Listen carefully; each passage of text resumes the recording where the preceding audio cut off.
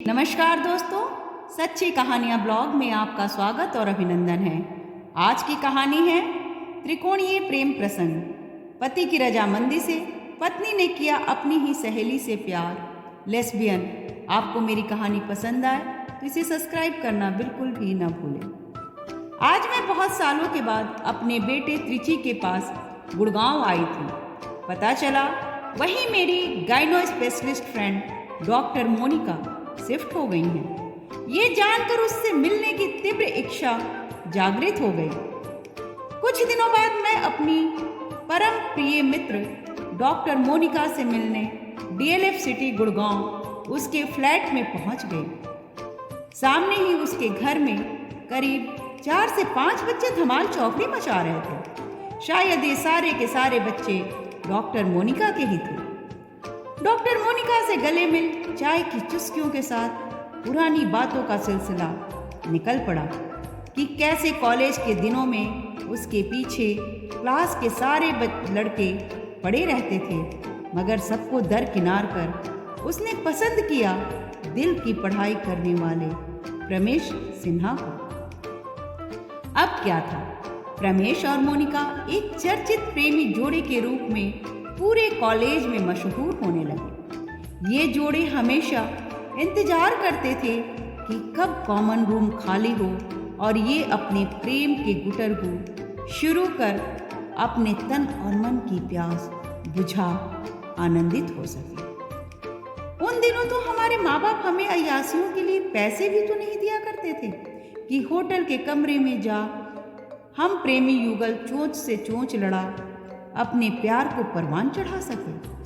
तन और मन को आनंदित करते हुए मेडिकल के 5 साल खत्म हो गए और आगे की पढ़ाई के लिए मोनिका और प्रमेश ने यूके कैट क्वालिफाई कर लंदन मेडिकल कॉलेज में दोनों साथ साथ शिक्षा प्राप्त करने लगे और आफ्टर डिग्री वहीं पर नौकरी, शादी, बच्चे सब कर लिए। डॉक्टर प्रमेश जॉब करने लगे इंग्लैंड सरकार के अंडर में और मोनिका प्राइवेट क्लिनिक को जमाने में लग गई। लाइफ हंसी खुशी अच्छे से गुजर रही थी। बातचीत में ये सारी बातें मोनिका ने एक स्माइल और आनंद के साथ अपनी भावनाओं को व्यक्त कर रही थी। तभी अचानक उसका लहजा तल्ख हो गया। बोलने लगी कि हसीन लाइफ गुजार रहे थे, मदमस्त जवानी चढ़ और उतर रही थी। उसी दौरान मैंने 2 बच्चों को जन्म दिया। दोनों बच्चों के आने के बाद हम दोनों बहुत खुश थे, मगर बच्चों की जिम्मेदारियां संभालते संभालते आपसी प्यार तू मैं की बलि चढ़ गई। घर में एक टेंशन का माहौल बन गया कि बच्चे कैसे पालें। घर की जिंदगी बस यूं ही गुजर रही थी। उधर मेरी क्लिनिक में एक कपल एनी और मिस्टर रॉबर्ट अपने तीसरे बच्चे की डिलीवरी के लिए राय लेने आए और हमेशा आने लगे। बच्चे की वजह से उन्हें मेरे पास कई बार आना पड़ रहा था। मैं डॉक्टर प्रमेश के कारण काफ़ी अपसेट रहती थी कि जिस प्यार को पाने के लिए मैं कॉलेज में बदनाम हुई, घर वालों को नाराज़ किया, कहीं आपस के मन मुटाव के कारण ये रिश्ता तहस नहस न हो जाए। मन में उथल पुथल मची हुई थी और उधर एनी के आने से मैं उसकी तरफ आकर्षित होने लगी। बस बच्चा सुरक्षित है या नहीं, उसका शारीरिक मुआयना करते समय उसी में खो जाने का मन करने लगा। शायद यही हाल एनी का भी हो रहा था और हम और एनी एक दूसरे में खोने लगे। इधर जिंदगी की उठापटक संभल नहीं रही थी कि इसी बीच प्रमेश ने 2012 में मुझे डिवोर्स दे दिया। इधर एनी और मिस्टर रॉबर्ट मेरे करीब और करीब आने लगे। इनके करीब आने से डॉक्टर प्रमेश मेरी यादों से ओझल होने लगे। तभी एक दिन मिस्टर रॉबर्ट ने मेरे सामने प्रपोजल रखा कि क्यों ना हम तीनों एक साथ रहें। ये प्रपोजल मुझे भी अच्छा लगा। शायद मैं भी कुछ ऐसा ही चाह रही थी। मैंने भी तुरंत हाँ कर दी और हम तीनों एक साथ एक घर में रहने लगे। उसकी बातें सुन मैं घबराने लगी। बीच में ही रोकते हुए पूछी, डॉक्टर मोनिका, मैं एक बात नहीं समझ पा रही हूँ कि क्या तुम एनी के साथ समलिंगी यानी लेस्बियन होती थी? इसके लिए रॉबर्ट मान कैसे गया? तुम्हें और एनी को ही साथ रहना था तो रॉबर्ट को क्या क्या करता था? मेरे इतने सवालों को सुन मोनिका ने कहा, वेट वेट डार्लिंग, आहा, जीवन की दूसरी पारी मेरे लिए बहुत ही मजेदार, अंग अंग रस में भिगोने वाली, जोशीली रही।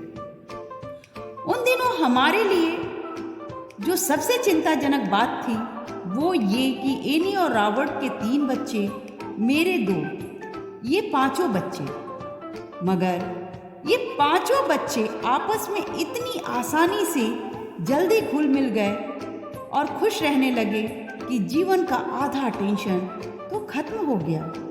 और रही बात रॉबर्ट की, तो एनी से बहुत प्यार करता है। उसे एनी का मेरे साथ अंतरंग होना कोई मायने नहीं रख रहा था। वो भी तो एनी के साथ साथ मेरा स्वाद ले रहा था। उसी ने हम तीनों को एक साथ रहने का विचार बनाया था। लंदन में हम तीनों एक साथ बहुत ही मज़े से और खुशी से रहते थे। हमारी खुशियाँ एक दूसरे के साथ ही थी। कभी एनी और रॉबर्ट तो मैं अकेले सोती, फिर मैं और रॉबर्ट तो एनी अकेले सोते। जब मैं और एनी साथ सोते तो रॉबर्ट अकेले सोता। जब मैं और एनी एक साथ सोते हैं तो लगता है कि सारा जन्नत यही है, सिर्फ यही है। मैं तो 2 मर्दों का रसपान ले चुकी हूँ, मगर जो मज़ा, या यूं कहो कि जन्नत की सैर एनी के साथ करती हूँ, ओहो, आह, वो कहीं और नहीं। मोनिका बातों का रसपान करते हुए बोले जा रही थी। तभी मेरा मन, मैं बोल पड़ी, मोनिका प्लीज़, तू ऐसे मत बोल, मुझे कुछ हो रहा है।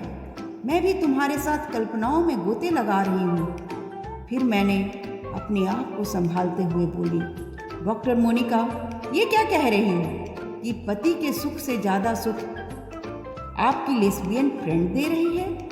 ये कैसे मान लूँ मैं? तुम भी किसी अपनी फीमेल दोस्त के साथ हम बिस्तर हो करके तो देखो, जन्नत का मज़ा न आए तो कहना। मर्दों को हमें मसल के सुख मिलता है, एक बार तुम भी तो किसी दोस्त को मसल के देखो। मोनिका की ये बात सुन मुझ में एक झुरझुरी होने लगी। मैं अभी कुछ और कहती, तभी त्रिची आ गया और बोला, मम्मी चलो, लेट हो रहा है।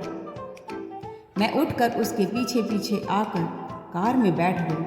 पूरे रास्ते खामोश थी।